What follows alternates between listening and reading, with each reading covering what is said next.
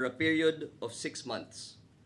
This administrative case resolution has, as of this time, been served to the office of the DPWH Secretary Vince Dizon.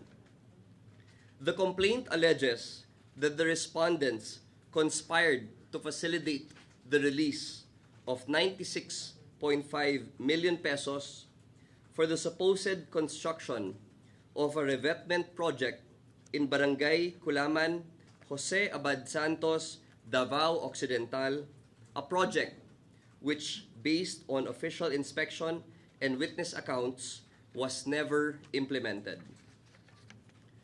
There was no actual construction, yet respondents certified that the project was completed. They are found to have falsified accomplishment reports, issued fraudulent billing documents, and endorsed disbursement vouchers that triggered the release of the entire project cost. This was confirmed during an on-ground inspection conducted by the Criminal Investigation and Detection Group of the PNP, which found that works were only started after the flood control issue had gone public. Prior to such time, there was no trace of construction in the area. The respondents in this case include District Engineer Rodrigo C. Larete, Assistant District Engineer Michael P. Awa, several section chiefs, project engineers, and inspectors of the DPWH Davao Occidental District Engineering Office, and private individuals Maria Roma Angeline Rimando and Sarah Discaya of St. Timothy Construction Corporation. They face the following charges. Number 1, malversation of public funds through falsification of public documents under Article 217 in relation to Articles 171 and 172 of the Revised Penal Code. Violation of Section 3E of the Anti-Graft and Corrupt Practices Act, or RA 3019. For the case of malversation, the prosecution recommends no bail. This means that if and when warrants of arrest are out from the court, the respondents will have to be detained pending trial. As in the first case, the Office of the Ombudsman assures the Filipino people that we will pursue this matter firmly, independently, and without fear or favor. Public funds intended for community protection cannot be converted into private gain and greed. Every person who participated in this scheme will be held accountable. This filing marks the second major case acted upon by our office following the series of infrastructure corruption allegations raised this year. As I have stated before, this is only the beginning. There are multiple cases currently undergoing preliminary investigation and even more under active fact-finding. All investigations and filings will always depend on the evidence at hand. When there is enough evidence, we will file cases, strong cases. When there is a lack of evidence or the evidence is weak, we defer filing for further case buildup. We are not chasing headlines, we are seeking accountability. Thus, we will continue to update the media and the public as the cases mature and become ready for filing in court. Maraming salamat po. I have here with me the information and the resolution which as of this moment are being flown to Davao and will be filed in the Regional Trial Court of Digos City.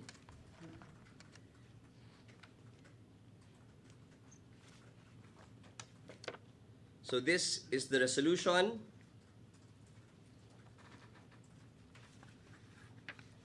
And these are the two informations that will be filed today in court. Okay? I also have with me the administrative case resolution signed yesterday, where the penalty of, well, the preventive suspension has been meted out to the DPWH officials. This has already been served to the DPWH Office of the Secretary of Secretary Vince Dizon. Okay, and just to rehash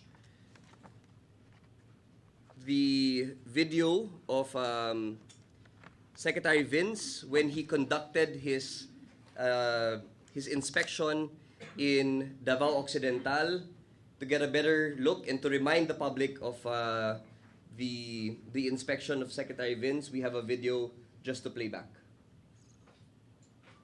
So, okay, bibigyan ako ng background para maintindihan ng lahat. No? 2021 budget proposal for 2022. So, previous administration pa ito. No? Previous DPWH, previous administration. Pinondohan to for 96.5 million. Flood control. Okay. Totoo naman, kailangan naman talaga ng flood control dito. Kasi may community dito, may square doon. So, ang sinabi ng community, talaga pag tumataas yung tubig dito, especially during the rainy season, binabaha sila. Okay. Pinondohan for 2022 budget, in 2021. Okay. 2021, nagsimula na silang mag-procure, nagpa-bid na sila. Early procurement yon. Ang nanalo, St. Timothy. Yung sinasabi niyan si Romando, yun yung dami ni Discaya. Okay, inamin na naman ni Discaya yon sa Blue Report. St. Timothy, ito din yung nakita natin sa Bulacan, ito din yung nakita natin sa Mindoro. Okay. 2022, January, in-award niya. At nagsimula kuno sila noong 2022. No, nung January 2022. Okay. October, nakalagay sa record, tapos na daw yung project. 2022 din. Okay, kasi yun ang timeline. Tapos, nagbayad na sila, nagsimula na sila magbayad, at nag-fully pay sila January 2023. Sinabi niya, aminado naman siya na hindi pa tapos, partially completed lang daw. Pero ang pangako daw sa kanya, ng contractor, bayaran mo na ako ng buo, huwag ka mag-alala, tatapusin ko. Okay, ngayon, tinanong natin yung community. Meron bang project dito? Simula nung 2022, or meron bang gumagawa ng project dito noong 2022? At meron bang natapos dito kahit na konti man nga? Ang sagot nila, wala. And meron tayong pictures taken just 3 weeks ago, less than a month ago, from galing sa tulay na yon, na nakikita na wala talaga dito. Pinakita na namin sa inyo yun. Galing sa kapitan yun. Nagsimula lang ito, talagang gumawa yan, yung sinasabi niya, na meron na daw dati 3 weeks ago. At kinonfirm yan ng community. So ito ay ghost project na nasimulan, na pondohan ng previous administration at nag-carry over na lang ngayon, noong 2022. So, okay, so I believe that this case was filed because it was one of the first cases also. As you can see, September 25, 2025, nandun na sila, they inspected the project, and it was found that works were started only 3 weeks before, after already the flood control issue had already gone public. I'll entertain only a few questions. Sir, attorney, bakit po lower court siya ipinay? Yung pinakamataas po dito na salary grade ay 25. District Engineer po ng DPWH Davao Occidental. Now, it is still possible that there are proponents in this case that have yet to be uncovered, but as of right now, and given the counter affidavits of the respondents, wala pa po tayo nakikita. So we went ahead and filed the case, but that does not stop us from collecting more evidence that will show that there are proponents or higher officials involved in this case. AO, pag may nakita po kayo na proponent na, kunyari, lawmaker na involved dito, ano po maging process nun? Mayroon pa nung fact-finding po ulit and then after nun, papile na sila ng kaso, possibly sa sandigan ba? Yes, we will have to afford due process as well to the proponents and to the higher officials. We have to let them go through the same preliminary investigation and process that the current respondents have gone through. Sir, to clarify lang, on the admin aspect, sir, yung preventive suspension, yun na ba yung penalty?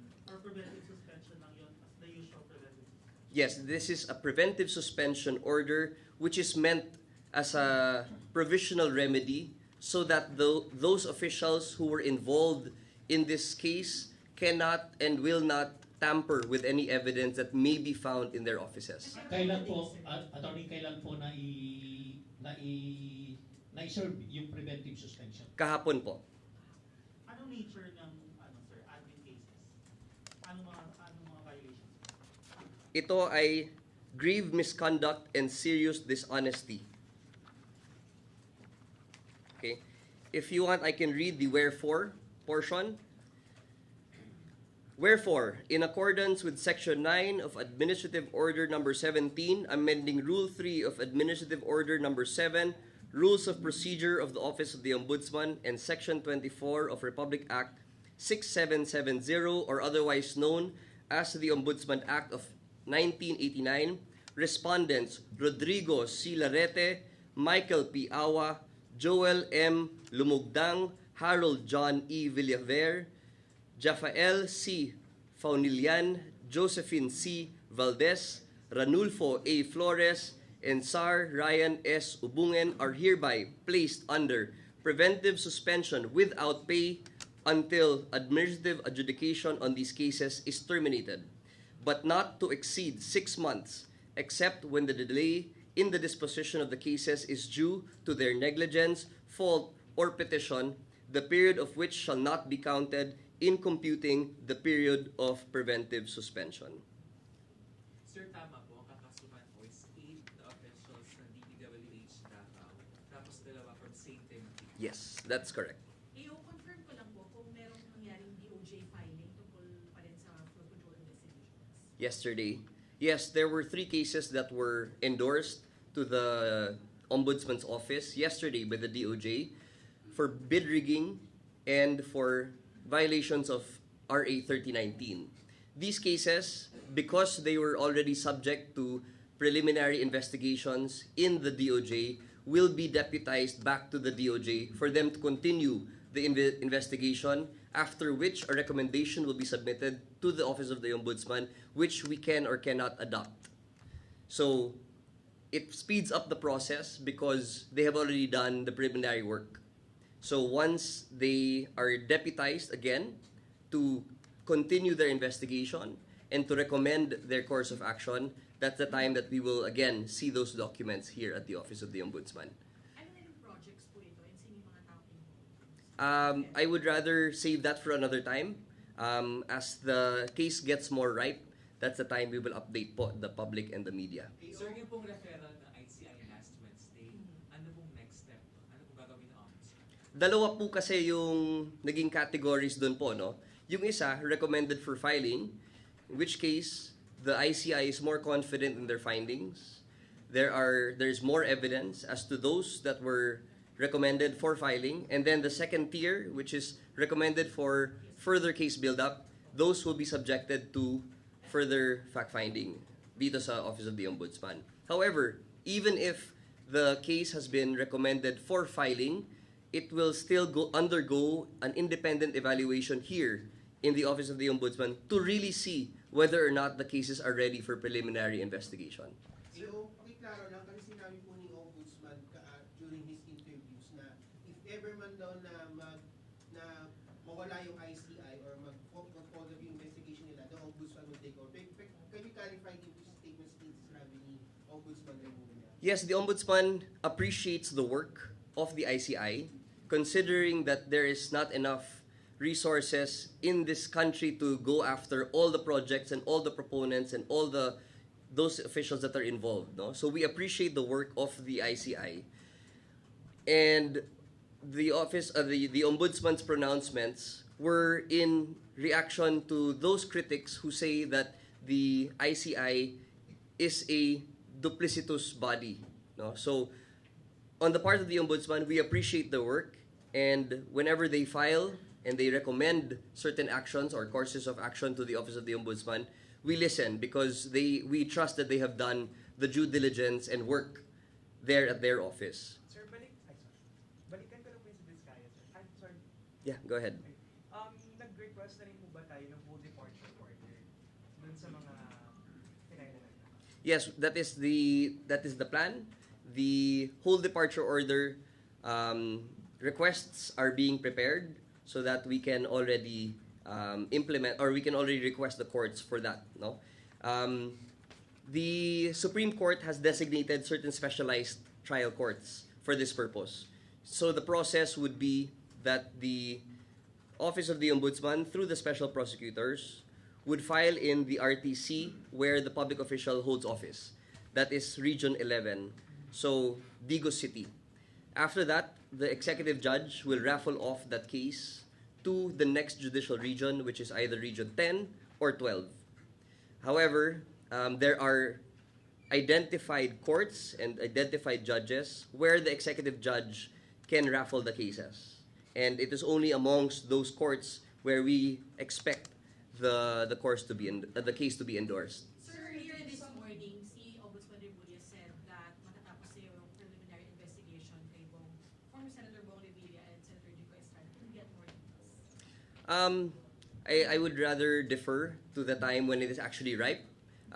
Let's take the statements as they are, na palapit na po no, sa end. We would like to be cautious in the way that we reveal information to the public so as not to preempt anything.